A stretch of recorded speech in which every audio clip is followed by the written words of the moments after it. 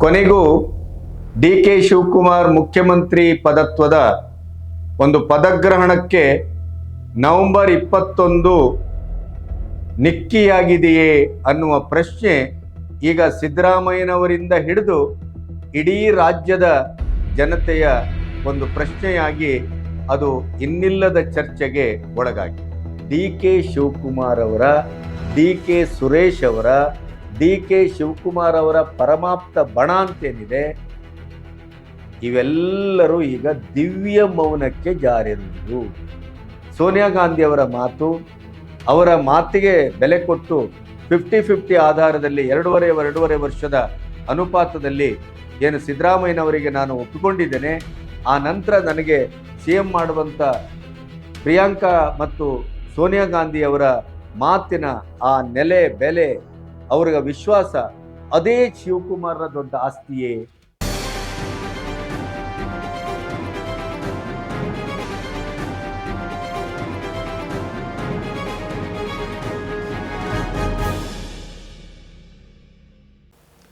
ನಮಸ್ತೆ, B Ganapati news ಚಾನಲ್ಗೆ ಸ್ವಾಗತ.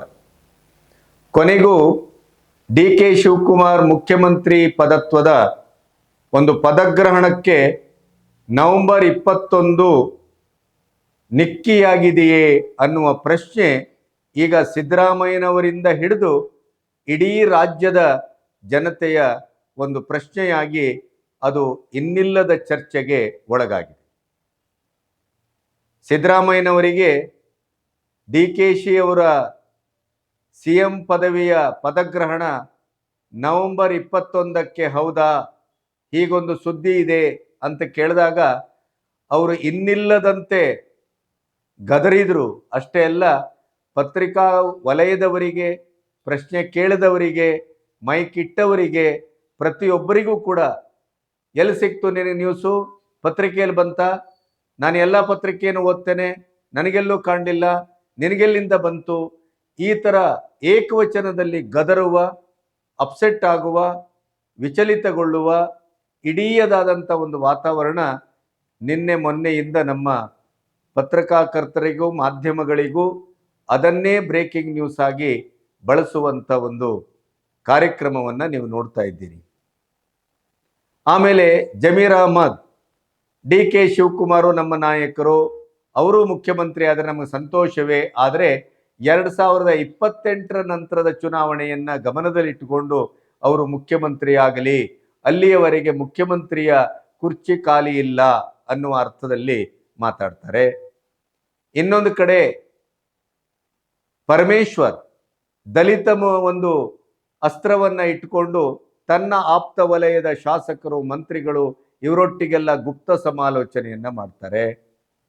ಇನ್ನು ಪ್ರಿಯಾಂಕಾ ಖರ್ಗೆ ಪ್ರತಿಯೊಂದು ಸಮುದಾಯದಿಂದ ಬಂದಂತ ಜನನಾಯಕರಿಗೂ ಅವರ ಅಂತಿಮ ಅಪೇಕ್ಷೆ ಏನು ಅಂದರೆ CM ಆಗಬೇಕು ಅನ್ನೋದೇ ಆಗಿದೆ. ಹಾಗಾಗಿ ಆಸೆ ಏನು ತಪ್ಪಲ್ಲ, ಆದರೆ ದಲಿತ ಮುಖ್ಯಮಂತ್ರಿ ಅನ್ನುವ ಪ್ರಶ್ನೆಯು ಅದು ಎಲ್ಲಿ ಚರ್ಚೆ ಆಗಬೇಕೋ ಅಲ್ಲಿ ಚರ್ಚೆ ಆಗತ್ತೆ. ಆದರೆ ಈಗ ಮುಖ್ಯಮಂತ್ರಿಯ ಕುರ್ಚಿ ಖಾಲಿ ಇಲ್ಲ, ನವೆಂಬರ್ ಕ್ರಾಂತಿ ಸುಳ್ಳು, ಈ ರೀತಿಯ ಪ್ರತಿಕ್ರಿಯೆಗಳು ಓಡಾಡ್ತಾ ಇದೆ.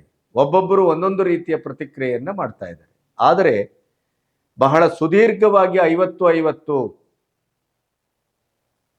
50-50 ಅಧಿಕಾರದ ಹಸ್ತಾಂತರದ ಪ್ರಶ್ನೆ ದೀರ್ಘಕಾಲದಿಂದ ಕರ್ನಾಟಕದಲ್ಲಿ ಚರ್ಚೆ ಆಗ್ತಾ ಇದೆ. ಅದು ಆ ಕ್ರಾಂತಿ, ಈ ಕ್ರಾಂತಿ, ಆ ತಿಂಗಳು, ಈ ತಿಂಗಳು ಅಂತ ಹೇಳಿ ಈಗ ನವೆಂಬರ್ 21ಕ್ಕೆ ಪಕ್ಕಾ ಆದ ಹಾಗೆ ಕಾಣ್ತಾ ಇದೆ. ತನ್ನ ಇಲಾಖೆಯ ಕಾರ್ಯವೈಖರಿ, ತಾನು ಆದಷ್ಟು ಜನರಿಗೆ ಹತ್ತಿರವಾಗಬೇಕು, ಬೆಂಗಳೂರು ಚಲೋ, ಬೆಂಗಳೂರು ನಡೆ ಮತ್ತು ಬೆಂಗಳೂರಿಗೆ ಸುರಂಗ ಮಾರ್ಗ ಅವರ ಮಹತ್ವಾಕಾಂಕ್ಷೆಯ ಒಂದು ಯೋಜನೆ ಅದು ಡಿ ಕೆ ಶಿವಕುಮಾರ್ ಅವರದು. ಆದ್ರಿಂದ ಅದಕ್ಕೆ ಜನಬೆಂಬಲವನ್ನ, ಜನಪ್ರೀತಿಯನ್ನ, ಜನರ ವಿಶ್ವಾಸವನ್ನ ಗಳಿಸುವ ನಿಟ್ಟಿನಲ್ಲಿ ಅವರು ನಿರತರಾಗಿದ್ದಾರೆ. ಇನ್ನು ನಮ್ಮ ಸಿದ್ದರಾಮಯ್ಯನವರು ಇನ್ನಿಲ್ಲದ ಸರ್ಕಸ್ ಅನ್ನ ಮಾಡ್ತಾ ಇದ್ದಾರೆ. ಯಾವುದೇ ಕಾರಣಕ್ಕೂ ನಾನು ಮುಖ್ಯಮಂತ್ರಿ ಪದವಿಯನ್ನ ಬಿಟ್ಟು ಕೊಡಕೂಡದು, 5 ವರ್ಷ ನಾನೇ ಮುಖ್ಯಮಂತ್ರಿ ಅನ್ನುವಂಥ ಒಂದು ಪಟ್ಟು ಹಿಡಿದು ಕೊನೆಗೆ ಎಲ್ಲಾದರೂ ನನ್ನನ್ನು ವಿಚಲಿತಗೊಳಿಸಲಿಕ್ಕೆ ಬಂದರೆ ನನ್ನನ್ನು ಪದಚ್ಯುತಗೊಳಿಸಿಕ್ ಬಂದರೆ ನನ್ನ ಉತ್ತರಾಧಿಕಾರಿ ಯಾರು ಅನ್ನುವ ಪ್ರಶ್ನೆಗೂ ಸತೀಶ್ ಜಾರಕಿಹೊಳಿ ಅವರ ಹೆಸರನ್ನ ಯತೀಂದ್ರ ತರುವ ಮೂಲಕ ಅದಕ್ಕೂ ಪರ್ಯಾಯವನ್ನು ತಂದು ಇಡಲಾಗಿದೆ. ಡಿ ಕೆ ಶಿ ಅವರಿಗೆ ಸಂಖ್ಯಾಬಲ ಇಲ್ಲ, ಶಾಸಕರ ಬೆಂಬಲ ಇಲ್ಲ, ಶಾಸಕರ ಬೆಂಬಲ ನನಗೆ ಇರುವುದು. ಹೈಕಮಾಂಡ್ ಏನು ಮಾಡಬಹುದು? ಆಶೀರ್ವಾದ ಮಾಡಬಹುದು ಅಷ್ಟೇ. ಹೈಕಮಾಂಡಿಗೆ ಇಡೀ ಸಿಎಂ ಯಾರು ಅನ್ನುವಂಥ ನಿರ್ಧಾರಕ್ಕೆ ಬರುವ ನಿರ್ಣಯವನ್ನು ತೆಗೆದುಕೊಳ್ಳುವ ಹಕ್ಕು ಬಾಧ್ಯತೆಗಳಿಲ್ಲ ಪ್ರಭುತ್ವದಲ್ಲಿ. ಪ್ರಜಾತಂತ್ರ ವ್ಯವಸ್ಥೆಯಲ್ಲಿ ಸಿಎಂನ ಹುದ್ದೆ ಕೊನೆಗೂ ಶಾಸಕರ ಲೆಕ್ಕಾಚಾರ, ತಲೆ ಲೆಕ್ಕಾಚಾರ ಮತ್ತು ಅಭಿಪ್ರಾಯದ ಮೇಲೇನೆ. ಈ ಎಲ್ಲ ಅಂದ್ರೆ ಯಾವ್ಯಾವ ದಾಳವನ್ನ ಉರುಳಿಸಬಹುದೋ ಅದೆಲ್ಲವನ್ನೂ ಉರುಳಿಸ್ತಾ ಇದ್ದಾರೆ. ನಾನೇ 5 ವರ್ಷ ಸಿಎಂ ಅನ್ನೋದನ್ನು ಲೇಟೆಸ್ಟ್ ಆಗಿ ಹೇಳಿದ್ದಾರೆ. ಆದರೆ ಇದೆಲ್ಲವನ್ನೂ ಸಿದ್ದರಾಮಯ್ಯನವರು ಬಹಿರಂಗವಾಗಿ ಮಾಡ್ತಾ ಇದ್ದಾರೆ. ಸಿದ್ದರಾಮಯ್ಯನವರ ಟೀಮ್ನವರು ಮಾತಾಡ್ತಾ ಇದ್ದಾರೆ, ಸಿದ್ದರಾಮಯ್ಯನವರ ಆಪ್ತರು ಮಾತಾಡ್ತಾ ಇದ್ದಾರೆ. ಯಾರೂ ಕೂಡ ಡಿ ಕೆ ಶಿವಕುಮಾರ್ಗೆ ಟಾಂಗ್ ಕೊಡೋದನ್ನ ಬಿಟ್ಟಿಲ್ಲ. ಡಿ ಕೆ ಶಿವಕುಮಾರ್ ಅವರೇ ಸಿಎಂ ಕನಸನ್ನ ಕಾಣೋದು ನೀವು ವ್ಯರ್ಥ ಅನ್ನೋದನ್ನ ಇಂಡೈರೆಕ್ಟ್ ಆಗಿ ಡೈರೆಕ್ಟ್ ಆಗಿ ಎಲ್ಲರೂ ಹೇಳ್ತಾ ಇದ್ದಾರೆ. ಆದರೆ ಇದರಲ್ಲೊಂದು ಬಹಳ ದೊಡ್ಡ ಆಶ್ಚರ್ಯದ ಸಂಗತಿ ಏನು ಅಂತಂದ್ರೆ, ಡಿ ಕೆ ಶಿವಕುಮಾರ್ ಅವರ, ಡಿ ಕೆ ಸುರೇಶ್ ಅವರ, ಡಿ ಕೆ ಶಿವಕುಮಾರ್ ಅವರ ಪರಮಾಪ್ತ ಬಣ ಅಂತೇನಿದೆ, ಇವೆಲ್ಲರೂ ಈಗ ದಿವ್ಯ ಮೌನಕ್ಕೆ ಜಾರಿರುವುದು. ಹೆಚ್ಚಂದ್ರೆ ಡಿ ಕೆ ಶಿವಕುಮಾರ್ ಏನ್ ಹೇಳ್ತಾರೆ? ಹೈಕಮಾಂಡ್ ಬಿಟ್ಟದ್ದದು, ಹೈಕಮಾಂಡಿನ ಎಲ್ಲ ತೀರ್ಮಾನಕ್ಕೂ ನಾವೆಲ್ಲರೂ ಬದ್ಧ. ಸಿಎಂ ಪಟ್ಟ ಅದು ಹೈಕಮಾಂಡಿನ ತೀರ್ಮಾನದ ವಿಚಾರ. ಇನ್ನು ಸಂಪುಟ ವಿಸ್ತರಣೆ ಅದು ಹೈಕಮಾಂಡ್ಗೆ ಬಿಟ್ಟ ವಿಚಾರ. ಕೆಪಿಸಿಸಿ ಅಧ್ಯಕ್ಷ ಸ್ಥಾನ ಅದು ಹೈಕಮಾಂಡ್ಗೆ ಬಿಟ್ಟ ವಿಚಾರ. ಹೈಕಮಾಂಡ್ ಸಂಸ್ಕೃತಿಯೇ ಕಾಂಗ್ರೆಸ್ಸಿನ ಸಂಸ್ಕೃತಿ. ಹೈಕಮಾಂಡ್ ಬಿಟ್ಟು ನಾವು ಯಾವುದೇ ರೀತಿಯ ನಿರ್ಧಾರವನ್ನ ಶಾಸಕರಾಗಲಿ ಇನ್ನೊಬ್ಬರಾಗಲಿ ತೆಗೆದುಕೊಳ್ಳುವಂತ ಸಂಸ್ಕೃತಿ ನಮ್ಮದಲ್ಲ ಅನ್ನುವಂಥ ಮಾತನ್ನಾಡುವುದನ್ನು ಬಿಟ್ಟರೆ, ಅವರು ಯತೀಂದ್ರನ ಮಾತಿಗಾಗಲಿ ಅಥವಾ ಗಳಿಗೊಬ್ಬರು ದಿನಕ್ಕೊಬ್ಬರು ಸಿದ್ದರಾಮಯ್ಯನವರ ಪಟಾಲಮ್ಮಿನ ಅವರ ಬಕೆಟ್ ವೀರರು ಮಾತಾಡುವುದಕ್ಕಾಗಲಿ, ಸ್ವತಃ ಸಿದ್ದರಾಮಯ್ಯನವರು ಡಿ ಕೆ ಶಿ ಅವರನ್ನ ಎಷ್ಟು ಕೆಣಕಲಿಕ್ಕೆ ಸಾಧ್ಯವೋ ಅಷ್ಟು ಕೆಣಕುವ ಮಾತನಾಡ್ತಾ ಇದ್ದಾರೆ. ಅವರ ಮಾತಿಗಾಗಲಿ ಯಾರ ಮಾತಿಗೂ ಉತ್ತರವನ್ನ ಕೊಡ್ತಾ ಇಲ್ಲ. ಎಲ್ಲವೂ ನವೆಂಬರ್ನಲ್ಲಿ ಡಿಸೈಡ್ ಆಗತ್ತೆ. ಯಾಕೆಂತಂದ್ರೆ ನವೆಂಬರ್ 14ಕ್ಕೆ ಬಿಹಾರ್ ಎಲೆಕ್ಷನ್ನು. ಬಿಹಾರ್ ಎಲೆಕ್ಷನ್ನಿನ ನಂತರ ಕರ್ನಾಟಕದ ಸಿಎಂನ ಭವಿಷ್ಯ ನಿರ್ಧಾರ ಆಗತ್ತೆ, ರಾಜಕೀಯ ಭವಿಷ್ಯ ನಿರ್ಧಾರ ಆಗತ್ತೆ ಅನ್ನುವಂಥ ಒಂದು ಇಂಡೈರೆಕ್ಟ್ ಆಗಿ ಕೆಲವು ಮಾತುಗಳನ್ನು ಆಡೋದು ಬಿಟ್ರೆ, ಅವರು ಯತೀಂದ್ರನ ಮಾತುಗೂ ತೀಕ್ಷ್ಣವಾಗಿ ಪ್ರತಿಕ್ರಿಯಿಸಿಲ್ಲ. ಸಿದ್ದರಾಮಯ್ಯನವರು ನೇರ ಬ್ಯಾಟ್ ಬೀಸಿದ್ರು, ಅದಕ್ಕೆ ಯಾವುದೇ ಉತ್ತರವನ್ನು ಕೊಟ್ಟಿಲ್ಲ. ದಿವ್ಯ ಮೌನಕ್ಕೆ ಜಾರಿದ್ದಾರೆ. ಮತ್ತೆ ಅವರು ದೇವರು ಪ್ರಯತ್ನ ಒಮ್ಮೆ ನಿಷ್ಫಲ ಆಗಬಹುದು, ಪ್ರಯತ್ನ ಒಮ್ಮೆ ಫಲ ಕೊಡದೇ ಇರಬಹುದು, ಪ್ರಾರ್ಥನೆ ಫಲ ಕೊಡುತ್ತೆ. ಡಿ ಕೆ ಶಿವಕುಮಾರ್ ಅವರು ನಂಬಿದ ಆರಾಧ್ಯ ಸಂಸ್ಕೃತಿಯ ಎಲ್ಲ ಕ್ಷೇತ್ರಗಳಿಗೆ ಹೋಗಿ ಅಲ್ಲಿ ಪೂಜೆ ಪುರಸ್ಕಾರ ತುಲಾಭಾರ ಎಲ್ಲವನ್ನೂ ಮಾಡ್ತಾ ಇದ್ದಾರೆ. ಅದರ ಜೊತೆಗೆ ಅವರು ನಂಬಿದ ಜ್ಯೋತಿಷ್ಯದ ಆ ನೆಲೆಯಲ್ಲಿ ಅವರು ನವೆಂಬರ್ ತಿಂಗಳಲ್ಲಿ ಕೆಲವು ಡೇಟನ್ನು ಫಿಕ್ಸ್ ಮಾಡಿಕೊಂಡಾಗೆ ಕಾಣುತ್ತೆ. ಅದರಲ್ಲಿ ನವೆಂಬರ್ 21 ಪ್ರಮುಖವಾದದ್ದು. ಈಗಿಲ್ಲಿರುವಂಥ ಆಶ್ಚರ್ಯಕರವಾದಂಥ ಹಿಕ್ಮತ್ತು ಸಿದ್ದರಾಮಯ್ಯನವರ ಬಣದ ಆತಂಕ. ಸಿದ್ದರಾಮಯ್ಯನವರು ಗರ ಬಿಡದಾಗಿ ಕೂತಿದ್ದಾರೆ. ಸಿದ್ದರಾಮಯ್ಯನವರ ಬಣಕ್ಕೆ ಈಗ ಬುಡಕ್ಕೆ ಬೆಂಕಿ ಬಿದ್ದಿದೆ. ಯಾಕೆ ಅಂತಂದ್ರೆ, ಯಾವತ್ತೂ ಅಗ್ರೆಸಿವ್ ಆಗಿ ಹೋಗುವ ಕನಕಪುರದ ಬಂಡೆ, ಬಹಳ ತೀಕ್ಷ್ಣವಾಗಿ ಪ್ರತಿಕ್ರಿಯಿಸುವ ಕನಕಪುರದ ಬಂಡೆ ಸೈಲೆಂಟ್ ಆಗಿದ್ದದು ಯಾಕೆ? ಮೌನವಾಗಿದ್ದದು ಯಾಕೆ? ಈ ಮೌನದ ಗುಟ್ಟಿ ಏನು? ಇವರ ನಂಬಿಕೆಯ ನೆಲೆ ಯಾವುದು? ಹೈಕಮಾಂಡ್ ಹಾಗಾದ್ರೆ ಇವರಿಗೆ ಸಂಪೂರ್ಣವಾಗಿ ಭರವಸೆಯನ್ನು ಕೊಟ್ಟೇ ಬಿಟ್ಟಿದೆಯಾ? ಅಥವಾ ಇವರ ಸ್ಟ್ರಾಟಜಿ ಏನು? ಒಂದು ಕಡೆ ಸಿದ್ದು ಬಣದಲ್ಲಿ ಎಷ್ಟು ಶಾಸಕರ ಸಂಖ್ಯಾಬಲ ಇದೆ, ಇನ್ನೊಂದು ಕಡೆ ಡಿ ಕೆ ಶಿವಕುಮಾರ್ರ ಸಂಖ್ಯಾಬಲ ಎಷ್ಟು, ಸಿದ್ದರಾಮಯ್ಯನವರ ಜನಪ್ರಿಯತೆ ಮತ್ತು ಅವರ ಒಂದು ಮಾಸ್ ಲೀಡರ್ಶಿಪ್ ಅಹಿಂದು ಇದನ್ನೆಲ್ಲ ಗಮನಿಸಿದ್ರೆ ಡಿ ಕೆ ಶಿವಕುಮಾರ್ಗೆ ಆ ರೀತಿ ಯಾವುದೇ ಶಾಸಕರ ಬೆಂಬಲ ಇಲ್ಲ. ಶಾಸಕರ ಬೆಂಬಲ ಇರುವುದೆಲ್ಲವೂ ಸಿದ್ದರಾಮಯ್ಯನವರಿಗೆ ಅನ್ನುವಂಥ ಒಂದು ನಿಲುವು. ಮಾಸ್ ಲೀಡರ್ ಅನ್ನುವ ಕಾರಣಕ್ಕಾಗಿ ಹೈಕಮಾಂಡು ಕೂಡ ಒಳ ತಿಕ್ಕಾಟ, ಒಳ ಪಂಗಡ, ಇನ್ನು ಏನಾದ್ರೂ ಕಾಂಗ್ರೆಸ್ಸು ಒಡೆದೋದಿತ್ತೋ ಅಥವಾ ಇನ್ನೊಂದಾದಿತ್ತೋ ಅನ್ನುವ ಕಾರಣಕ್ಕಾಗಿ ಸಿದ್ದರಾಮಯ್ಯನವರನ್ನ ಅಷ್ಟು ಸುಲಭದಲ್ಲಿ ಕೆಳಗಿಳಿಸ್ಲಿಕ್ಕಿಲ್ಲ ಅನ್ನುವಂಥ ಒಂದು ಭರವಸೆ. ಆದರೆ ಸೋನಿಯಾ ಗಾಂಧಿ ಅವರ ಮಾತು, ಅವರ ಮಾತಿಗೆ ಬೆಲೆ ಕೊಟ್ಟು 50-50 ಆಧಾರದಲ್ಲಿ ಎರಡೂವರೆ ವರ್ಷದ ಅನುಪಾತದಲ್ಲಿ ಏನು ಸಿದ್ದರಾಮಯ್ಯನವರಿಗೆ ನಾನು ಒಪ್ಪಿಕೊಂಡಿದ್ದೇನೆ, ಆ ನಂತರ ನನಗೆ CM ಮಾಡುವಂಥ ಪ್ರಿಯಾಂಕಾ ಮತ್ತು ಸೋನಿಯಾ ಗಾಂಧಿ ಅವರ ಮಾತಿನ ಆ ನೆಲೆ ಬೆಲೆ, ಅವರ ವಿಶ್ವಾಸ, ಅದೇ ಶಿವಕುಮಾರ್ರ ದೊಡ್ಡ ಆಸ್ತಿಯೇ. ಇಲಾಖೆ ಕೆಲಸಗಳನ್ನ ಮಾಡ್ತಾ ಇದ್ದಾರೆ, ಬೆಂಗಳೂರು ನಡೆಯನ್ನ ಮಾಡ್ತಾ ಇದ್ದಾರೆ, ಆಮೇಲೆ ಜಾತಿ ಗಣತಿ ಮತ್ತು ಇತ್ಯಾದಿಯ ತಾತ್ವಿಕ ಪ್ರಶ್ನೆ ಬಂದಾಗ ಅದಕ್ಕೆ ಸ್ಪಷ್ಟವಾಗಿ ಉತ್ತರಿಸ್ತಾರೆ, ವಿರೋಧಿಸ್ತಾರೆ. ಆದರೆ CM ಕುರ್ಚಿ ಆಗ್ಬೋದು, DK ಶಿವಕುಮಾರ್ ಅವರಿಗೆ ಶಾಸಕರ ಬೆಂಬಲ ಇಲ್ಲ ಅಂತ ನೇರವಾಗಿ CM ಆಪಾದನೆ ಮಾಡಿದ್ರು, ಅದಕ್ಕಿರ್ಬೋದು. ಯತೀಂದ್ರನ ಪರ್ಯಾಯವಾದಂಥ ದಾಳ ಇರ್ಬೋದು, ಅಥವಾ ಸತೀಶ್ ಜಾರಕಿಹೊಳಿ ಅಂತವರ ಮಾತಿರ್ಬೋದು, ಅಥವಾ BJPಗರ ಪ್ರವೋಕೇಬಲ್ ಒಂದು ಮಾತುಗಳಿರ್ಬೋದು. ಯಾವುದಕ್ಕೂ ಕೂಡ ಅವರು ಮೌನವನ್ನೇ ಆಯುಧವನ್ನಾಗಿ ಬಳಸ್ತಾ ಇದ್ದಾರೆ. ಇದು ಸಿದ್ದರಾಮಯ್ಯನವರಿಗೆ, ಸಿದ್ದರಾಮಯ್ಯನ ಬಣಕ್ಕೆ ನುಂಗಲಾರದ ತುತ್ತು. ಈ ಮೌನದ ಕವದಿಯ ಒಳಗಡೆ ಏನಿದೆ, ಇವರ ಭರವಸೆಯ ನೆಲೆಗಳು ಏನು? ಯಾಕಂತಂದ್ರೆ ಹಿಂದೆ ನೀವು ನೋಡಿದ್ದೀರಿ, ಸಾಮಾನ್ಯವಾಗಿ ಈ ಮುಖ್ಯಮಂತ್ರಿ ಪದವಿಯ ಬಗ್ಗೆ ಆಕಾಂಕ್ಷಿಗಳು, ಅದರ ತಿಕ್ಕಾಟ, ಅದರ ರಾಜಕೀಯ, ಅದರ ಒಳಪೆಟ್ಟು, ಅದರ ದಾಳ ಉರುಳಿಸುವಿಕೆ ಅದು ಹೇಗಿರುತ್ತೆ ಅಂದ್ರೆ ನೀವು ಬಂಗಾರಪ್ಪನವ್ರ ಕಾಲದಲ್ಲಿ ನೋಡ್ಬೇಕಿತ್ತು. ಒಂದು ಕಡೆ ಮೊಯ್ಲಿ, ರಾಜಶೇಖರ್ ಮೂರ್ತಿ, ಇನ್ನೊಂದು ಕಡೆ SM ಕೃಷ್ಣ. ಯಾವ ರೀತಿ ಜಟಾಪಟಿ ಆಗಿತ್ತು, ಯಾವ ರೀತಿ ಹೊಯ್ಕೈ, ಯಾವ ರೀತಿ ಸಾಮಾಜಿಕವಾಗಿ ಪತ್ರಿಕೆಗಳಲ್ಲಿ, ಮಾಧ್ಯಮಗಳಲ್ಲಿ ಏನು ಬಾಣ ಪ್ರತಿಬಾಣ ಇವನ್ನೆಲ್ಲ ಗಮನಿಸಿದ್ದೇವೆ. ಆದರೆ ಯಾವತ್ತೂ ಕನಕಪುರದ ಬಂಡೆ ಬಹಳ ಅಗ್ರೆಸಿವ್ ಆಗಿ ಹೋಗುವಂಥವರು ಈ ಕಾಲದಲ್ಲಿ, ಈ ಸಂದರ್ಭದಲ್ಲಿ ಮೌನವನ್ನು ವಹಿಸಿದ್ದಾರೆ. ಯಾವುದಕ್ಕೂ ಪ್ರತಿಕ್ರಿಯಿಸ್ತಿಲ್ಲ. ಯಾವುದೇ ರೀತಿ ಅವರನ್ನು ಕೆಣಕ್ಲಿಕ್ಕೆ ಹೋದ್ರೂ ಅವ್ರು ಮಾತಾಡ್ತಾ ಇಲ್ಲ. ಯಾವುದೋ ವೇದಾಂತದ ರೂಪದಲ್ಲಿ ಮಾತಾಡ್ತಾರೆ, ಒಗಟಿನ ರೂಪದಲ್ಲಿ ಮಾತಾಡ್ತಾರೆ, ಅಥವಾ ಮಾತನ್ನ ತಪ್ಪಿಸ್ಕೊಂಡು ಹೋಗ್ಬಿಡ್ತಾರೆ. ಯಾವುದನ್ನು ಮಾತಾಡೋದಿಲ್ಲ. ಅದರ ಮಧ್ಯೆ ಮೈಸೂರು ಸಮಾವೇಶದಲ್ಲಿ ಯಾವತ್ತು ಸಿದ್ದರಾಮಯ್ಯನ ಪರವಾಗಿ ಈ ಬಂಡೆ ನಿಲ್ಲುತ್ತೆ ಅಂತ ಘೋಷಿಸ್ತಾರೆ. ಇನ್ನೊಂದು ಮೈಸೂರಿನ ಸಮಾವೇಶದಲ್ಲಿ ಅವರು ಸೀದಾ ಎದ್ದು ದೆಲೆಗೊಟ್ಬಿಡ್ತಾರೆ.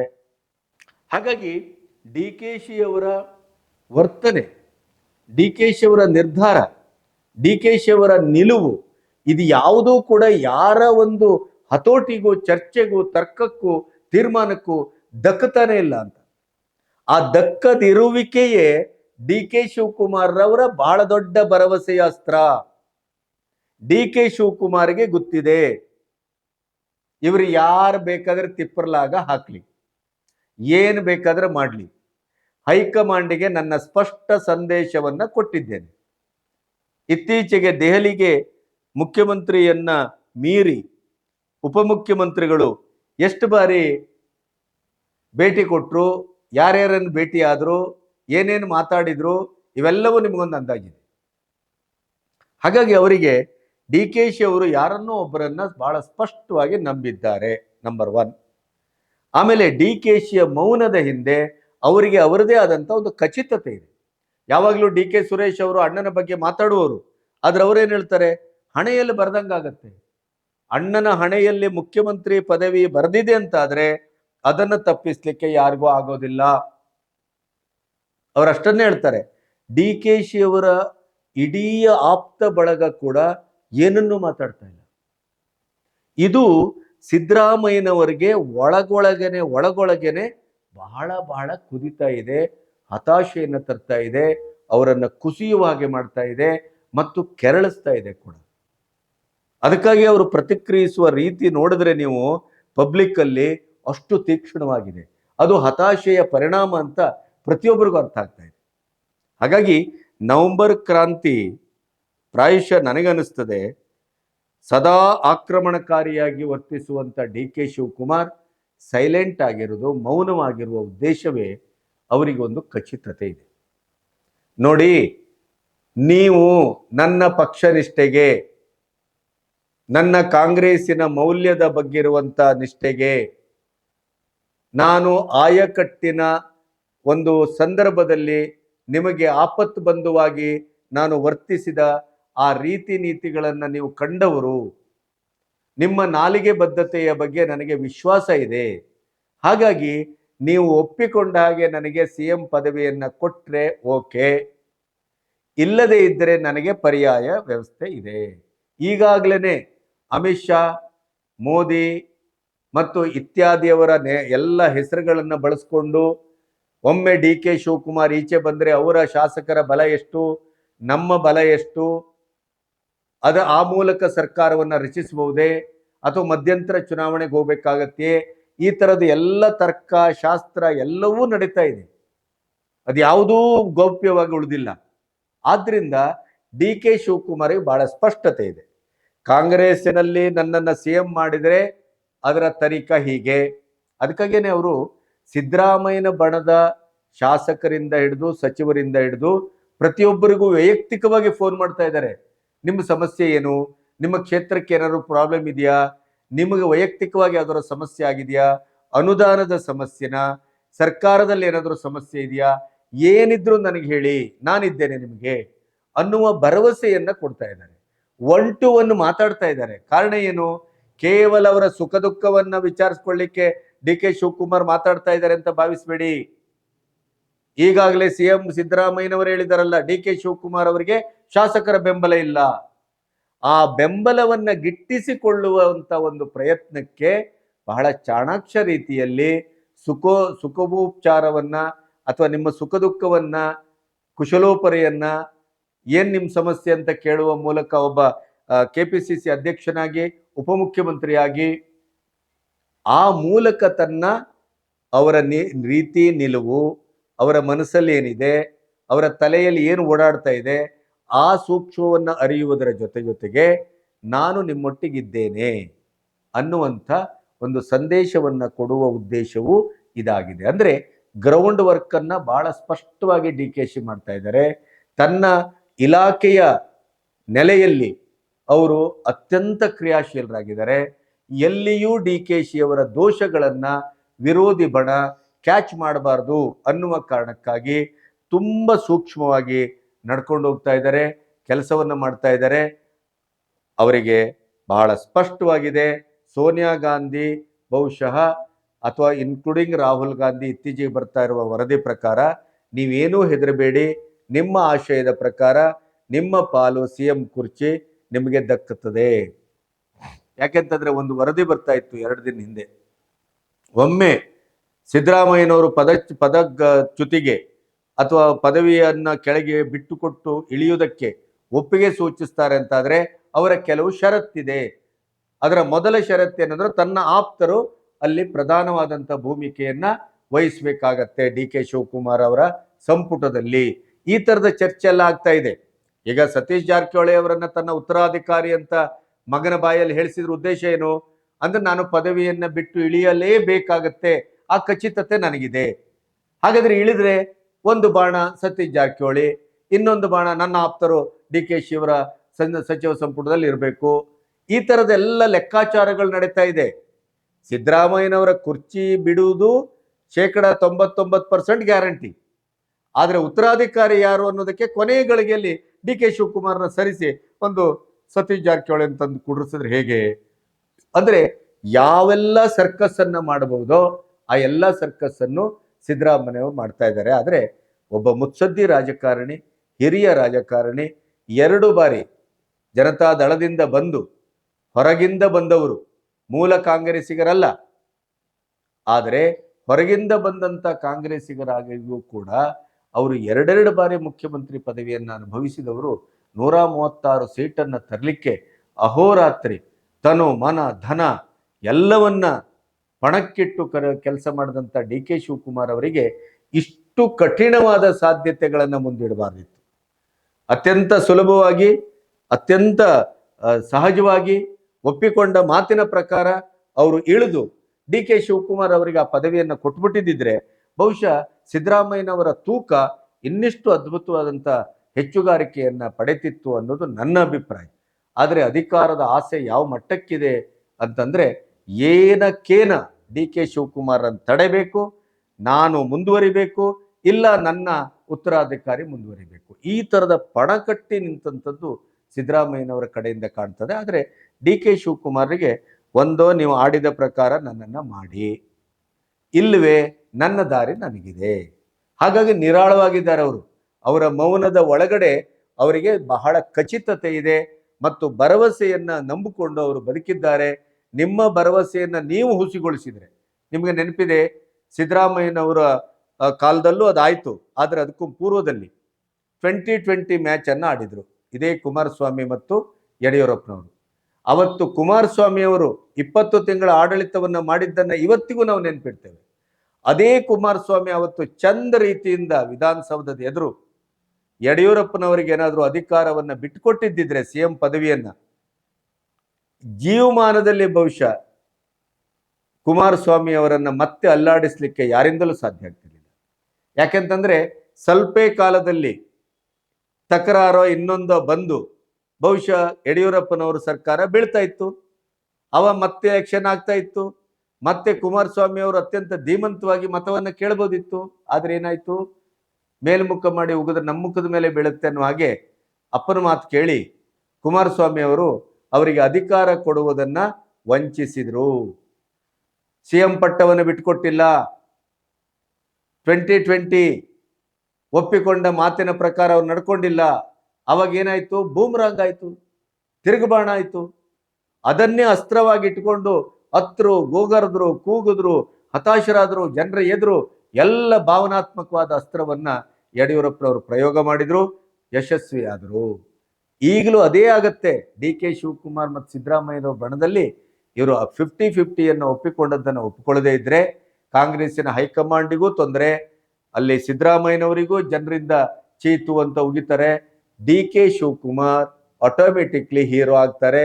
ಜೊತೆಗೆ ಅವರ ಬಲಕ್ಕೆ, ಬೆಂಗಾವಲಿಗೆ, ಶಕ್ತಿಗೆ ಬಿಜೆಪಿ ನಿಲ್ಲುತ್ತೆ, ನೋ ಡೌಟ್ ಎಟ್ ಆಲ್. ಹಾಗಾಗಿ ಡಿ ಕೆ ಶಿವಕುಮಾರ್ ಮತ್ತು ಅವರ ಬಣ ನಿರಾಳವಾಗಿದೆ. ಇದೇ ಸಿದ್ದರಾಮಯ್ಯನವರಿಗೆ ಸಮಸ್ಯೆ ಆಗಿದೆ. ಡಿ ಕೆ ಶಿವಕುಮಾರ್ ಎಲ್ಲೋ ಒಂದು ಕಡೆ ಮೇಲ್ಗೈ ಸಾಧಿಸ್ತಾ ಇದ್ದಾರೆ, ಇವರು ಕೇವಲ ಆರ್ಭಟಿಸ್ತಾ ಇದ್ದಾರೆ, ಪೇಪರ್ ಟೈಗರ್ ಆಗಿ ವರ್ತಿಸ್ತಾ ಇದ್ದಾರೆ. ಪತ್ರಿಕಾ ವರದಿಗಾರರಿಗೆ ಕೇಳಿದಾಗೆಲ್ಲ ಧೀಮಂತಿಕೆಯಿಂದಲ್ಲ, ದೌರ್ಬಲ್ಯದಿಂದ ಹುಂಕರಿಸ್ತಾ ಇದ್ದಾರೆ. ಹಾಗಾಗಿ ಸಿದ್ದರಾಮಯ್ಯನವರ ಹತಾಶೆ ಎದ್ದು ಕಾಣ್ತಾ ಇದ್ರೆ ಡಿ ಕೆ ಶಿವಕುಮಾರ್ ಅವರ ಭರವಸೆಯ ಒಂದು ನೆಲೆ ಮತ್ತೆ ಮತ್ತೆ ಗಟ್ಟಿಯಾಗ್ತಾ ಇದೆ, ಕ್ಷಣಕ್ಕೆ ಗಟ್ಟಿಯಾಗ್ತಾ ಇದ್ದಾರೆ. ಅವರು ಯಾವುದೇ ಸಮಸ್ಯೆಯನ್ನು, ದುಗುಡವನ್ನು ಮನಸ್ಸಿಗೆ ತೆಗೆದುಕೊಳ್ಳದೇನೆ ಪ್ರಾರ್ಥನೆಯ ಮೇಲೆ ನಂಬಿಕೆ ಇಟ್ಟಿದ್ದಾರೆ. ಅವರದೇ ಆದಂಥ ನಂಬಿಕೆಯ ನೆಲೆಯ ಮೇಲೆ ಅವರು ಸಾಗ್ತಾ ಇದ್ದಾರೆ. ನವೆಂಬರ್ನಲ್ಲಿ ಸಿಎಂ ಪದವಿಗೆ ಐದರ್ ಕಾಂಗ್ರೆಸ್ ಆರ್ ಬಿಜೆಪಿ, ಅದು ಯಾವುದೇ ಪಕ್ಷದಿಂದಾದರೂ ನಾನು ಸಿಎಂ ಪಟ್ಟವನ್ನ ಏರುವುದು ಖಚಿತ ಅನ್ನುವಂಥ ತೀರ್ಮಾನಕ್ಕೆ ಡಿ ಕೆ ಶಿವಕುಮಾರ್ ಬಂದ ಹಾಗೆ ಕಾಣುತ್ತೆ. ಪ್ರಾಯಶಃ ಈ ಹೊತ್ತಿನಲ್ಲಿ ಈ ತರ್ಕದ ಒಂದು ವಿಚಾರದಲ್ಲಿ ಗೆದ್ದವರು ಯಾರು, ಸೋತವರು ಯಾರು ಅಂತಂದ್ರೆ ಸಿದ್ದರಾಮಯ್ಯನವರ ಸೋಲು ಅವರ ಬೆನ್ನಿಗೆ ಅಂಟಿದೆ. ಡಿ ಕೆ ಶಿವಕುಮಾರ್ ಅವರ ಗೆಲುವಿನ ಒಂದು ಛಾಯೆ ಅವರ ನೆತ್ತಿಯನ್ನ ಏರಿ ಕುಳಿತಿದೆ. ಹಾಗಾಗಿ ಡಿ ಕೆ ಶಿ ಬಹಳ ನಂಬಿಕೆಯಿಂದ, ಭರವಸೆಯಿಂದ ಇದ್ದಾರೆ. ಡಿ ಕೆ ಶಿ ವಿನ್ ಆಗುವುದು ಖಚಿತ ಅನ್ನೋದು ಈ ಹೊತ್ತಿನ ಮತಿತಾರ್ಥ ಅಂತಲೇ ನನ್ನ ಭಾವನೆ. ನಮಸ್ತೆ.